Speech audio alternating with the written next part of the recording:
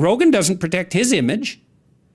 He doesn't have an image. He's actually there, which is why people are listening to him, or come up with some other excuse. He's a gateway to the alt-right. It's like, really, this left-leaning person with high degree of sympathy for socialist views on the working class site, who's a psychedelic experimenter, hippie, countercultural person, is a gateway to the alt-right. Really, that's Rogan your story. You're talking about. Yeah, of all the stupid stories, right. It's so ridiculous.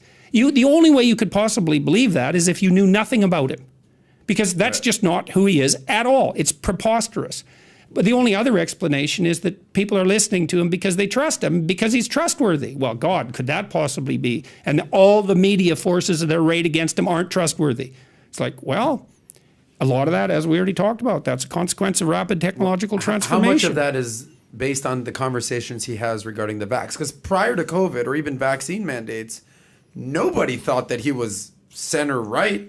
Nobody. Oh yeah, he was no, he was getting that because he was before COVID. Yeah, he was hypothetically, a founding father of the intellectual dark web, and that was going back 5 years ago. And everybody viewed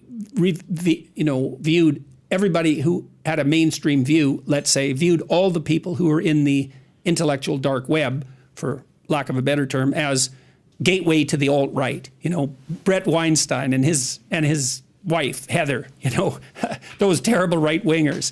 It's so preposterous. Right. And Sam Harris as well, another hyper-conservative person. So not that. It's just not that at all. Not at all. Are these people actually tuning in and listening, or are they just making assumptions? Oh no, they don't listen. No, people who criticize.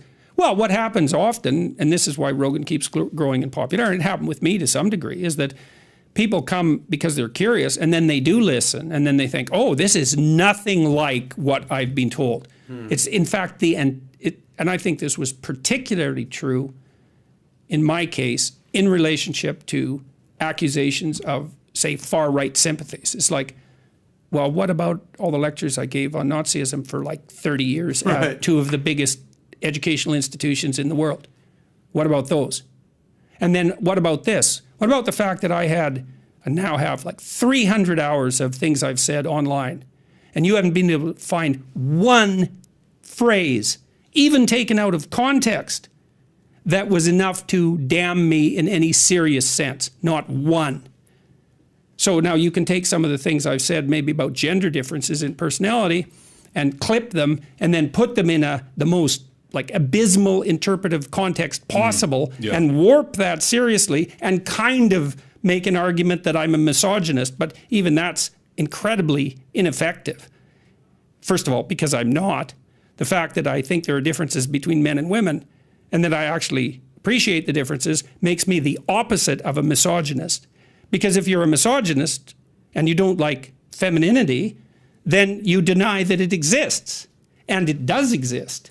And all the data support that. Men and women are broadly more similar than they are different in terms of their personality structure. There's no doubt about that. But the differences aren't trivial. They have major influence on occupational choice, for example. And the data on that's absolutely clear and it's all been generated by left-leaning psychologists, because the entire psychological research community, the academic community in general, is left-leaning.